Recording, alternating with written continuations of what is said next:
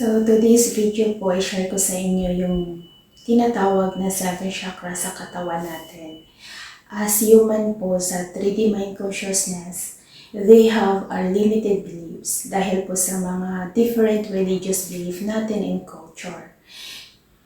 Dahil po sa turo sa atin ng ating mga kanunuan noong unang panahon kung bakit tayo nagkaroon ng limited beliefs sa buhay natin individually.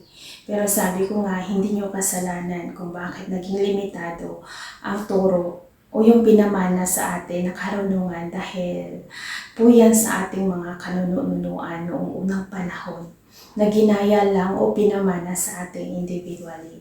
But this is time na i-expand natin yung knowledge and understanding natin in the field of spirituality. Dahil po sa different culture and beliefs natin, yun ang pumigil po sa tao na i-expand yung knowledge.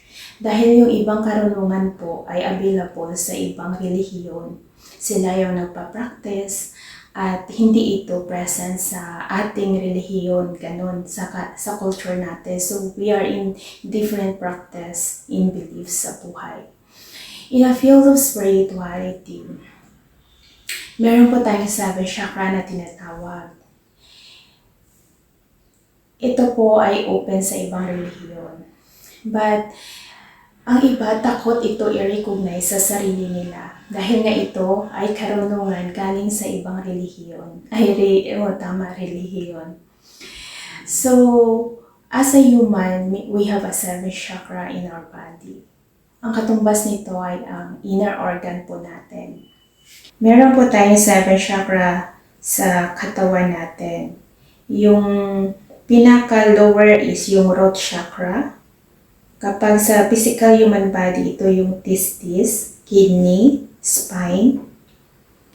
Chakra naman ay yung bladder, prostate, ovaries, kidney, gallbladder, bowel, and spleen.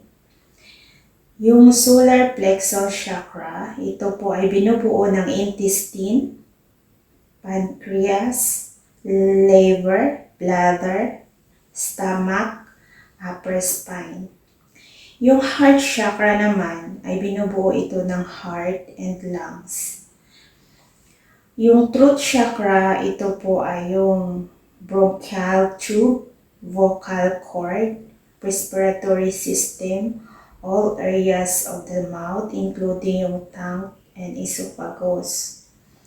Yung third eye chakra, ito po ay yung eyes, pituitary, and pineal gland, tapos yung brain.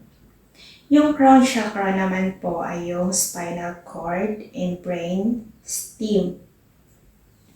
Dahil po sa mga limited beliefs natin, takot po tayo matutunan ito. Pero ito po ay parte ng ating physical human body na kailangan natin i-recognize.